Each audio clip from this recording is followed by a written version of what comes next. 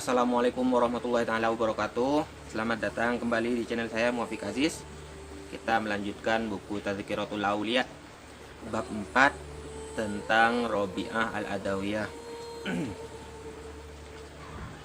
Robi'ah binti Ismail Al-Adawiyah. Jadi Robi'ah ini teman-teman dari kecil memang terlahir dari keluarga miskin. Dan Robi'ah ini juga dari kecil lahir sampai besar tinggal di Basroh. Jadi sampai bab 4 ini, sampai Robi'ah, dari awal dari Hasan Al-Basri itu semuanya yang diceritakan di sini itu tokohnya semuanya masih tinggal di Basroh. Bagian pertama kita akan menceritakan proses kelahiran Robi'ah Al-Adawiyah. Jadi di malam kelahiran, waktu kelahiran Robi'ah Al-Adawiyah itu, ayahnya itu dia tuh nggak punya apa-apa, tidak ada barang berharga di rumahnya yang bisa dijual mungkin untuk kebutuhan Robi'ah ketika lahir. Bahkan untuk minyak setetes aja untuk mengolesi pusar anaknya, si ayahnya Robi'ah ini dia tuh nggak punya gitu. Minyak lampu itu juga habis, jadi gelap gitu. Terus si istrinya itu berkata, cobalah pergi ke tetangga kita, si Anu, mintalah sedikit minyak agar aku bisa membuat lampu, agar aku bisa menyalakan lampu dari minyak itu. Namun si bapaknya Robi'ah ini, dia sudah berjanji bahwa dia tidak akan minta kepada siapapun. Jadi dia tidak akan mengemis pada manusia, dan dia sudah berjanji tidak akan minta kepada siapapun. Tapi karena untuk menenangkan istrinya, dia tetap pergi ke tetangganya. Nah, ketika sampai depan pintu rumah tetangganya, dia itu pura-pura menyentuh pintu tangganya itu, jadi hanya sekedar menyentuh aja, terus dia kembali dan dia bilang kepada istrinya, mereka tidak membukakan pintu gitu. Padahal ya sebenarnya ayahnya Robi'ah memang udah berjanji untuk tidak minta-minta, dan dia emang tidak mengetuk pintu tetangganya itu. Mendengar penuturan suaminya, ibunya Robi'ah itu merasa sedih dan dia menangis. Sedangkan si bapaknya Robi'ah itu dia tertidur di atas lututnya gini, jadi lututnya dikatakan gini, terus dia tertidur gini. Namun saat ayahnya Robi'ah itu tertidur, ayahnya Robi'ah itu bermimpi Rasulullah. Jadi Rasulullah itu datang ke dalam mimpi ayahnya Robi'ah. Di situ Rasulullah menghibur ayahnya Robi'ah. Jangan bersedih, putri yang akan lahir itu, dia akan menjadi pemimpin dari kalangan perempuan, dan kelak dia akan memberikan syafaat untuk 70.000 umatku. Itu yang dikatakan Rasulullah kepada ayahnya Robi'ah di dalam mimpinya, ayahnya Robi'ah. Terus di dalam mimpi itu juga Rasulullah itu menyampaikan, besok datanglah kamu ke gubernur Basrah dan sampaikan pesanku ini. Jadi pesannya itu, katakan padanya, setiap hari engkau membaca sholawat kepadaku sebanyak 100 kali, dan setiap malam Jumat engkau membaca 400 kali. Karena malam Jumat kemarin engkau lalai dan tidak membaca sholawat kepadaku, maka berikanlah 400 dinar yang kamu peroleh secara halal dan berikanlah kepada orang ini. Terus keesokan harinya ketika ayahnya Robi'ah itu bangun, dia merasa tergetar, merasa sangat haru, dan dia menangis.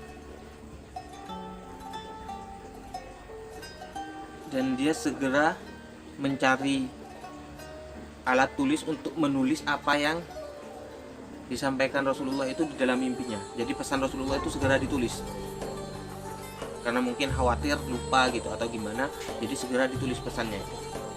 Nah, setelah pesan itu ditulis, dia berangkat ke tempat gubernur. Sesampainya di sana, melalui ajudannya lah, melalui pelayan istananya itu, disampaikanlah surat si ayahnya Robi'ah. Dan ketika si gubernur itu membaca pesan dari ayahnya Robi'ah, si gubernur itu langsung memerintahkan pelayannya itu, ajudannya itu, sekarang kamu bagikan 1000 dinar kepada fakir miskin. Jadi dia mensedekahkan 1000 dinar kepada fakir miskin, dan berikanlah 400 dinar kepada orang yang mengirimkan surat ini. Jadi ayahnya Robi'ah mendapatkan uang itu, dan si gubernur berterima kasih kepada ayahnya Robi'ah karena dengan kabar ini dia menjadi yakin, menjadi sangat bahagia, sangat terharu, karena dia tahu bahwa Rasulullah itu mengingat dia, Rasulullah itu peduli kepadanya. Lalu ayahnya Robi'ah itu pulang dan membelanjakan keperluan-keperluan untuk keluarganya. Ketika beranjak besar, Robi'ah itu kedua orang tuanya udah wafat, dan di Basra itu mengalami paceklik dan musim kelaparan gitu.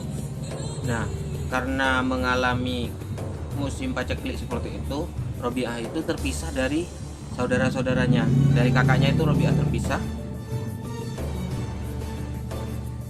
Lalu ditemukan oleh orang jahat gitu, dan Robi'ah itu dijual, dijadikan budak, dijual sebagai budak seharga 6 dirham. Dan ketika Robi'ah itu menjadi seorang budak, dia itu dipekerjakan itu untuk mengerjakan, dia diperintahkan untuk mengerjakan hal-hal yang berat, hal-hal yang mungkin kalau sekarang yaitu harusnya dikerjakan oleh laki-laki. Jadi dia sebagai budak yang masih muda gitu, dia disuruh mengerjakan hal-hal yang berat. Dan ketika suatu hari itu, Robi'ah itu pada suatu hari itu berdoa. Jadi di malam hari gitu ya, dia sedang sholat, dan setelah sholat dia berdoa. Dan ketika Robi'ah itu berdoa, itu kebetulan si tuannya Robi'ah itu sedang bangun malam itu. Dan ketika bangun, dia melihat Robi'ah yang sedang berdoa dari jendelanya gitu. Dia mendengarkan doa Robi'ah. Robi'ah itu berdoa, ya Allah, seandainya aku bisa merubah nasibku, maka sudah pasti aku tidak akan beristirahat meskipun hanya sejenak dalam mengabdi kepadamu.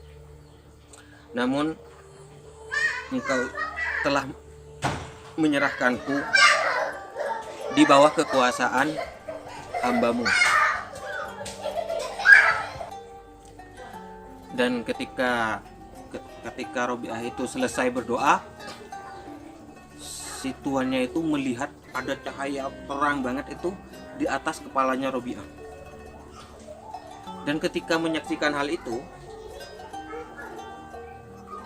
si tuannya itu jadi ketakutan dan dia lari ke kamarnya.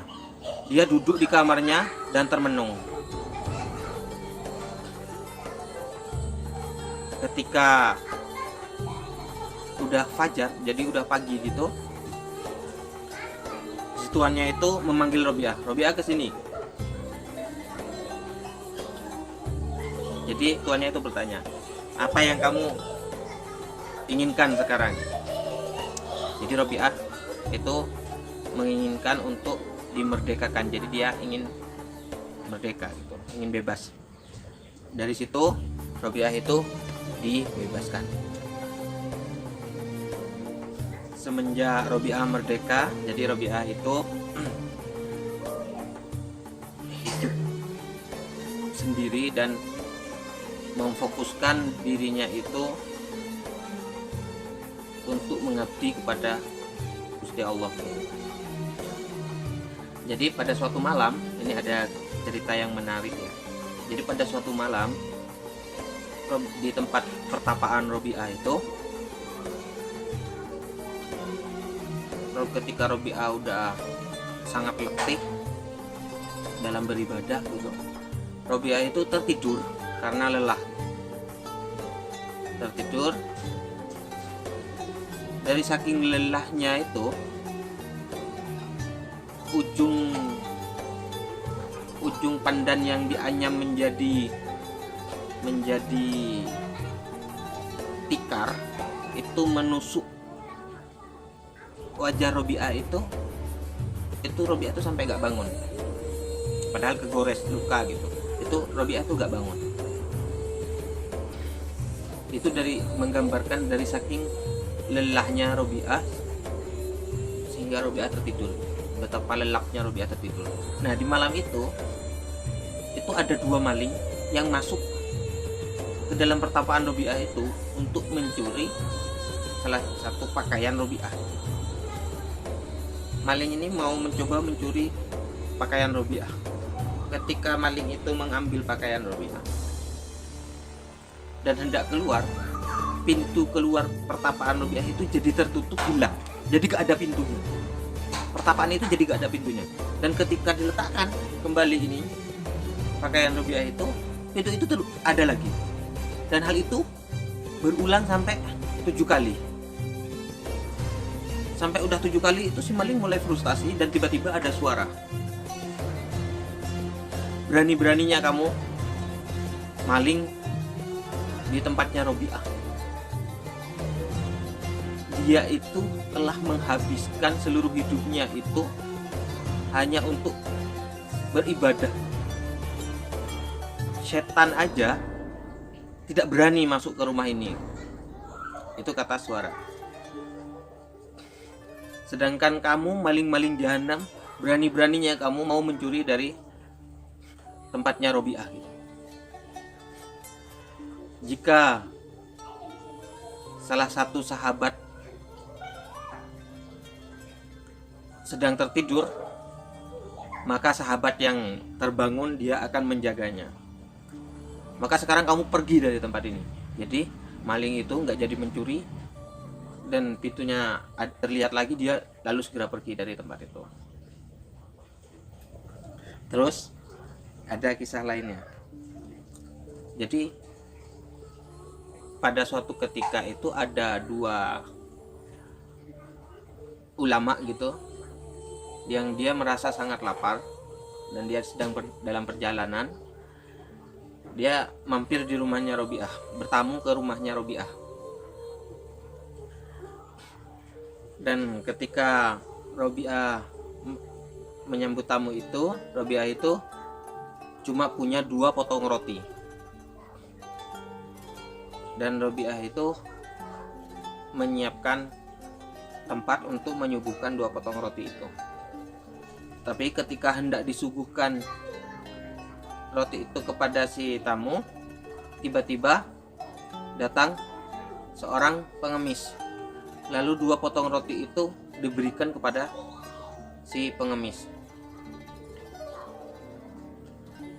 disedekahkan kepada pengemis rotinya. Dua-duanya itu disedekahkan. Lah, ketika udah disedekahkan, si tamunya itu, si 2 ulama itu berpikir, lah gimana sih Robiah ini? Itu kan harusnya buat kita, jadi sedangkan si ulama itu memang sedang merasa lapar gitu. Tapi tak berselang lama, ada seorang perempuan membawa nampan yang berisi roti-roti, banyak rotinya. Jadi sedekahnya Robiah itu langsung diganti. Nah,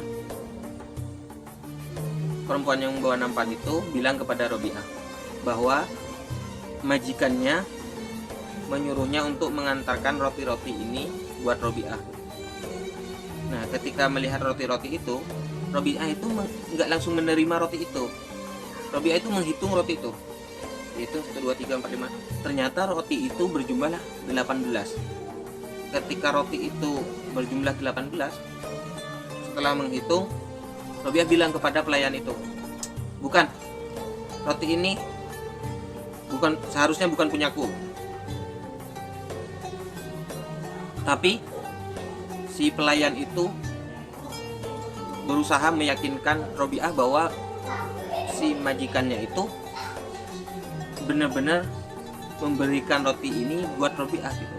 Tapi Robiah juga nggak kalah ngotot bahwa roti ini bukan untuk dia, silakan roti ini dibawa kembali ke majikannya. Nah, karena udah saling ngeyel-ngeyelan gitu, akhirnya si pelayan itu balik ke tempat majikannya. Tapi karena si pelayan ini, kalau ini dibawa balik, ini mau ngomong apa sama pelayannya, sama majikannya, si pelayan itu mau ngomong apa? Ternyata si pelayan itu tadi sudah mengambil 2 potong roti untuk dirinya sendiri. Jadi roti itu harusnya berjumlah 20, tapi diambil 2 sama pelayannya. Tapi kalau udah kurang 2 dibalikin ke majikannya, pasti dimarahin, berarti ketahuan kalau pelayannya itu mengambil 2 rotinya gitu. Akhirnya si pelayan itu inisiatif meminta 2 potong roti kepada majikannya dan mengganti 2 roti yang diambilnya untuk dirinya sendiri itu. Lalu setelah pas 20, dibawa kembali tuh rotinya kepada Robiah. Dan ketika sampai di sana, Robiah itu menghitung kembali rotinya. Dan ketika dihitung itu berjumlah 20, maka Robiah menerima roti itu. Nah, ini benar, ini untukku gitu. Ini benar nih. Jadi lalu si Robiah itu menyuguhkan roti-roti itu kepada kedua tamunya yang sedang lapar tadi itu. Lalu tamunya bertanya, setelah pelayan itu pergi, lalu tamunya bertanya, sebenarnya apa yang terjadi gitu? Kok tadi sebelumnya bilang kalau rotinya itu bukan buat buat dia, tapi ketika datang lagi kok bilang iya itu rotinya buat dia gitu. Sebenarnya apa yang terjadi gitu? Si tamunya itu nanya kepada Robiah. Sebenarnya ketika kalian itu datang, aku udah tahu kalau kalian itu sedang lapar. Dan aku hanya memiliki 2 roti. Aku merasa itu tidak pantas. Aku hanya menyuguhkan 2 roti kepada kalian berdua yang sedang lapar gitu. Oleh sebab itu aku berdoa kepada Allah untuk memberikan jalan keluarnya. Lalu ada 2 pengemis itu, lalu ya aku sedekahkan 2 roti itu karena aku berpegang teguh pada janji Gusti Allah bahwa Gusti Allah akan mengganti 10 kali lipat persis dari apa yang kita sedekahkan secara tulus kayak gitu. Dan ketika pelayan itu datang yang pertama, jumlah rotinya itu adalah 18. maka sudah pasti si pelayan itu udah ngambil 2 dari roti itu, atau roti itu memang bukan punyaku. Kalau roti itu punyaku, itu harusnya berjumlah 20. Gusti Allah tidak mungkin ingkar kepadaku. Gitu kata Robi'ah. Dan ketika pelayan itu datang lagi dan rotinya sudah berjumlah 20, maka berarti roti itu memang benar-benar buat aku, sesuai dari janji Gusti Allah. Cerita menarik lainnya ya. Jadi pada suatu ketika itu Robi'ah itu udah memiliki pelayan yang mengurusi Robi'ah gitu, yang membantu kegiatan-kegiatan Robi'ah di rumahnya. Nah, pada suatu hari si pelayan itu pengen memasak sup bawang, dan si pelayan itu sudah memasak supnya, tapi dia baru nyadar bahwa dia tuh ternyata sedang nggak punya bawang. Lalu si pelayan tuh bilang ke Robi'ah, aku akan pergi ke tetangga untuk meminta bawang. Terus si Robi'ah bilang, udah gak usah, lupain aja bawang itu, katanya. Aku udah berjanji sama Gusti Allah bahwa aku tidak akan meminta kepada siapapun selainnya. Setelah selesai Robi'ah mengucapkan hal itu gitu, tiba-tiba ada burung di atas gitu yang sedang terbang, dan burung itu sudah membawa bawang, sekaligus bawang itu udah terkelupas.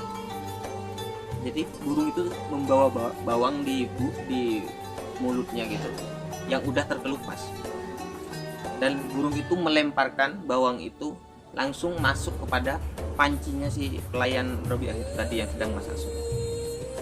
Namun pelayan itu kan merasa takjub, sebegitu cepat doa Robi'ah itu dikabulkan. Namun demikian Robi'ah itu enggak memakan sup bawang tadi, karena Robi'ah merasa jangan sampai ini hanya menjadi ujian baginya, karena Robi'ah tidak tahu asal muasal dari bawang itu. Jadi karena Robi'ah nggak tahu burung itu dapat bawang dari mana, Robi'ah nggak mau makannya. Terus pada kisah yang lainnya, jadi Robi'ah itu sedang berjalan ke hutan gitu, mungkin ke arah pertapaannya gitu. Nah, ketika di hutan itu ada banyak binatang-binatang seperti rusa, kambing hutan, kayak gitu-gitu. Ada beberapa jenis binatang gitu, yang mana binatang-binatang ini menjadi jinak dan menghampiri Robi'ah. Namun seketika Hasan al-Basri itu melihat Robi'ah yang sedang bersama binatang-binatang hutan tadi. Lalu Hasan itu hendak menghampiri Robi'ah. Namun ketika binatang-binatang itu melihat si Hasan, binatang itu langsung lari semuanya.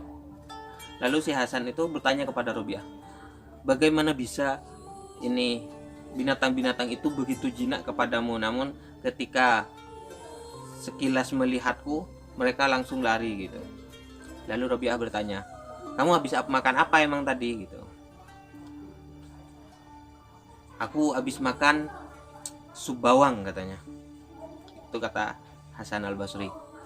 Ya pantas aja kamu makan sup bawang yang ada minyak lemak hewannya gitu. Jadi ketika sup bawang itu terdapat lemak hewan, pantas aja mereka itu takut kepadamu karena kamu memakan bagian dari mereka gitu.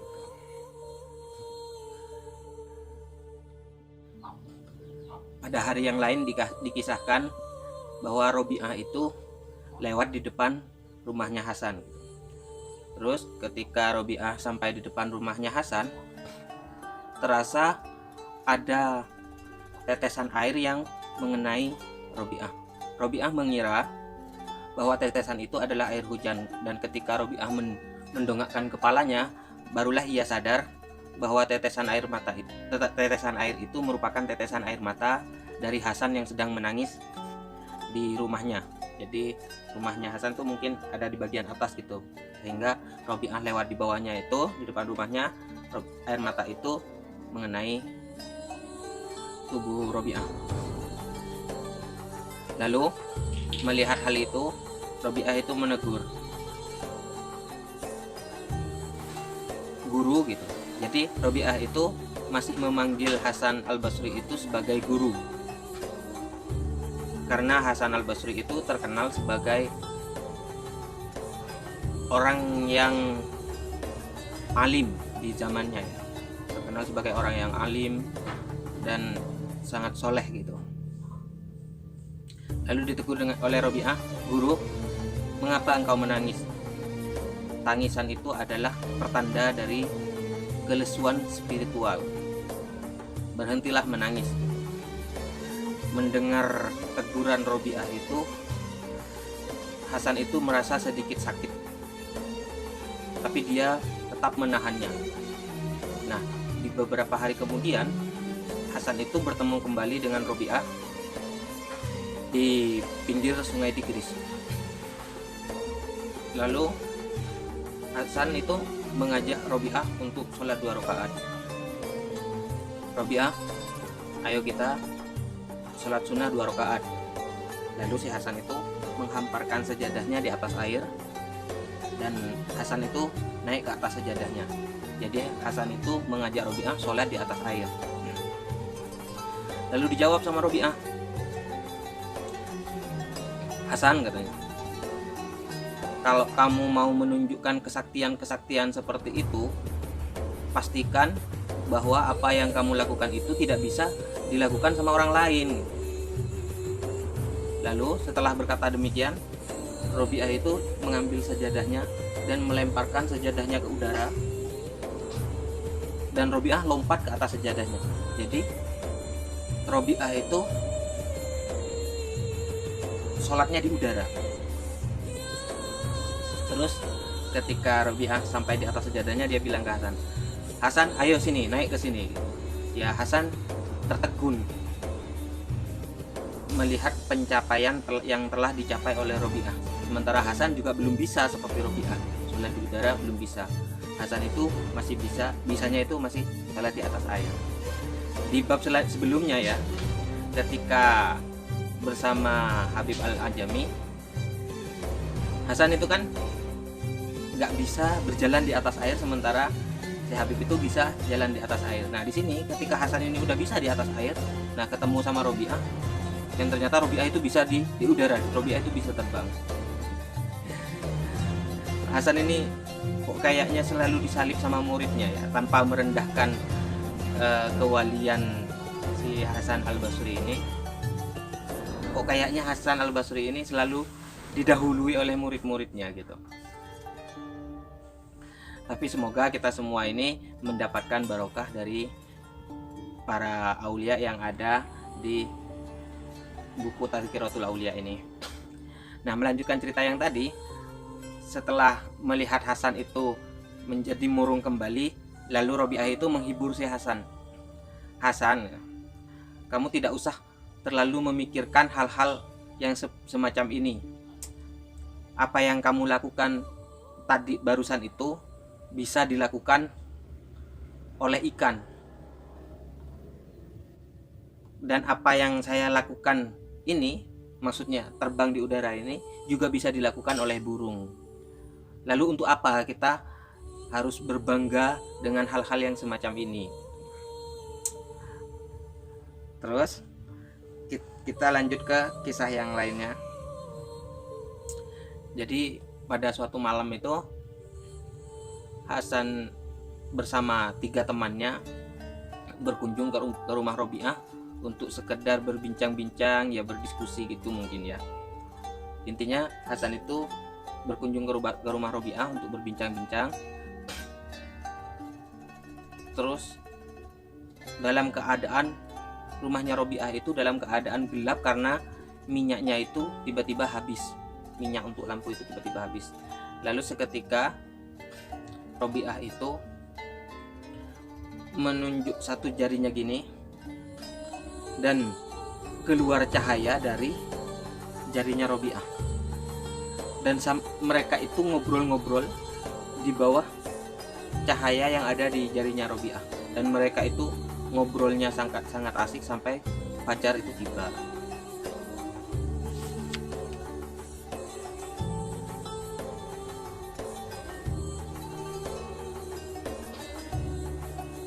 Nah, di kisah yang lain, Robiah itu bertemu dengan seorang pemuda yang kepalanya itu sedang diikat. Lalu ditanyakan sama Robiah itu, kamu kenapa kok kepalamu itu diikat? Oh, kepalaku tuh sakit banget, makanya aku ikat kepalaku seperti ini. Terus si Robiah tanya lagi, emang umurmu sekarang berapa? Umurku sekarang 30 tahun katanya. Apakah kamu sebelum ini sering sakit-sakitan katanya? Enggak kok, aku sakitnya jarang, bahkan ya beberapa tahun terakhir ya baru kali ini merasakan sakit kepala seperti ini. Lantas si Robiah itu menyindirnya dengan halus, menasehatinya dengan halus, menasehati dengan sindiran lah. Sindirannya itu seperti ini. Lantas ketika kamu merasakan sehat sepanjang tahun itu, apakah kamu sudah menggunakan tudung atau ikat kepala sebagai bentuk rasa syukur? Sementara ketika kamu merasakan sedikit aja rasa sakit di kepalamu, kamu menggunakan tudung atau ikat kepala dalam bentuk keluh kesah. Si pemuda itu terdiam, lalu dia menyadari bahwa sebaiknya dia tidak perlu merisaukan sedikit sakit yang ia rasakan saat ini dibandingkan dengan kenikmatan yang ia telah terima selama hidup dia. Pada suatu kisah yang lain, Malik bin Dinar itu berkunjung ke rumahnya Robiah. Nah, sesampainya di rumah Robiah itu, Malik bin Dinar itu menyaksikan Robiah itu sedang menggunakan gayung yang pecah untuk bersuci dan minum. Dan di sana juga Malik bin Dinar menyaksikan batu di atas tikar yang digunakan Robiah sebagai bantal. Lalu Malik bin Dinar itu berkata kepada Robiah, Robiah, aku punya banyak teman orang kaya katanya. Kalau kamu butuh sesuatu, kamu bisa bilang kepadaku, aku akan memintakannya kepada mereka. Itu kata Malik bin Dinar. Lalu Robiah menjawab, kamu salah besar Malik. Apakah orang yang menafkahi aku dan yang menafkahi mereka adalah satu? Kata Robiah bertanya kepada Malik bin Dinar. Iya, jawab Malik. Terus, apakah orang miskin itu akan dilupakan karena kemiskinannya, sedangkan orang yang kaya itu akan diingat karena kekayaannya? Terus Malik menjawab, tentu saja tidak. Terus Robiah melanjutkan, lantas Tuhan itu kan sudah tahu keadaanku. Bagaimana mungkin aku akan mengingatkannya?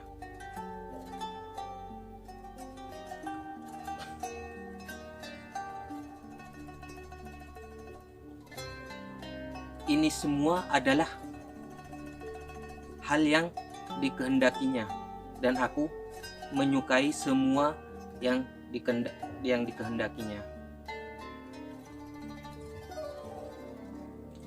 Pada hari yang lain, Hasan al-Basri bersama Malik bin Dinar dan Syakik al-Balkhi bersama-sama mengunjungi Robiah karena Robiah itu sedang dalam keadaan sakit.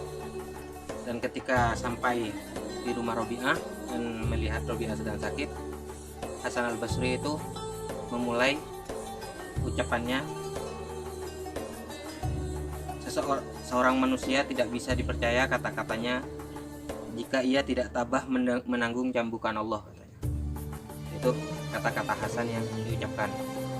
Terus Robiah menjawab kata-kata Hasan itu, ucapanmu itu berbau egoisme. Terus Syakik Al-Balkhi kembali mengucapkan kata-kata, seorang wanita tidak bisa dipercaya kata-katanya jika ia tidak bersyukur terhadap cambukan Allah. Ada yang lebih baik daripada itu. Terus giliran Malik bin Dinar yang berkata, seorang manusia tidak bisa dipercaya kata-katanya jika ia tidak merasa bahagia ketika menerima cambukan Allah. Ada yang lebih baik daripada itu, kata Rabi'ah. Terus mereka bertiga itu menjadi penasaran, apa itu yang lebih baik daripada yang telah kami sebutkan barusan. Terus Rabi'ah menjawab, seorang manusia tidak bisa dipercaya kata-katanya jika ia tidak lupa kepada cambukan Allah ketika ia merenungkannya. Maksudnya ketika ia merenungkan keadaan dirinya itu, ya dia hanya menyaksikan Allah. Dia tidak lagi menyaksikan, tidak menghiraukan apa yang menimpa dirinya. Dia hanya menyaksikan Allah semata-mata. Dan ketika tiba saatnya Rabi'ah itu hendak wafat gitu ya, jadi di luar rumahnya itu sudah banyak orang dan ada seorang penjaga yang memang berjaga di dalam rumahnya. Lalu penjaga itu keluar dan menutup pintu, dan jadi ketika Rabi'ah itu mengalami, ya bisa dibilang sakaratul maut gitu, penjaga itu keluar meninggalkan Rabi'ah, menutup pintu rumahnya sendirian gitu keluar. Lalu terdengar suara dari dalam rumah Rabi'ah itu, wahai jiwa yang damai, kembalilah kepada Tuhanmu dengan berbahagia. Itu suara yang keluar dari rumah Rabi'ah. Dan suara itu tiba-tiba gak ada lagi, dan orang-orang itu masuk untuk melihat Rabi'ah, dan Rabi'ah sudah meninggal dunia. Dan beberapa hari kemudian gitu, ada seseorang itu yang bermimpi bertemu dengan Rabi'ah. Terus dia bertanya kepada Rabi'ah,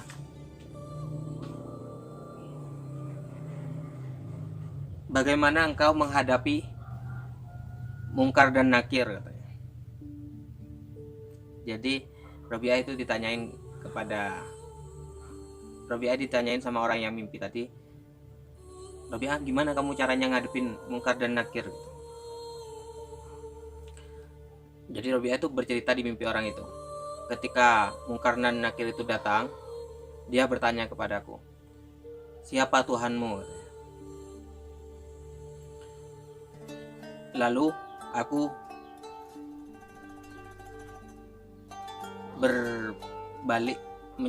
menjawab,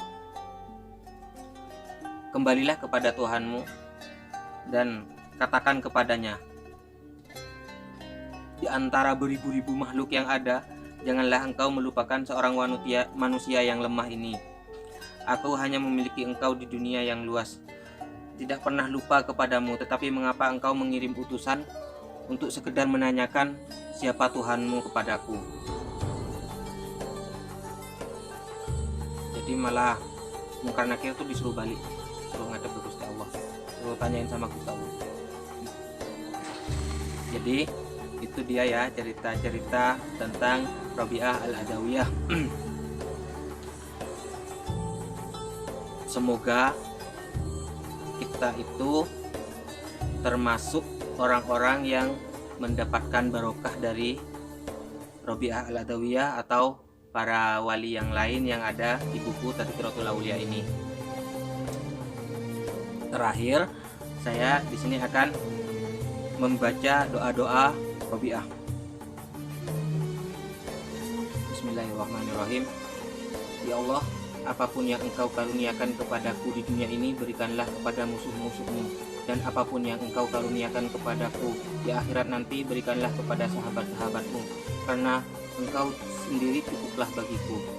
Ya Allah, jika aku menyembahmu karena takut kepada neraka, bakarlah aku di dalam neraka.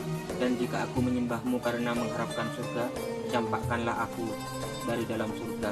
Tetapi jika aku menyembahmu demi engkau semata, janganlah engkau enggan memperlihatkan keindahan wajahmu yang abadi kepadaku. Ya Allah, semua jerih dan semua hasratku di antara kesenangan-kesenangan di dunia ini adalah untuk mengingat engkau, dan di akhirat nanti di antara segala kesenangan-kesenangan akhirat adalah untuk berjumpa denganmu. Begitulah halnya dengan diriku, seperti yang telah kukatakan, kini berbuatlah seperti yang engkau kehendaki. Itu terakhir doa dari Robi'ah. Akhirul kalam, wassalamualaikum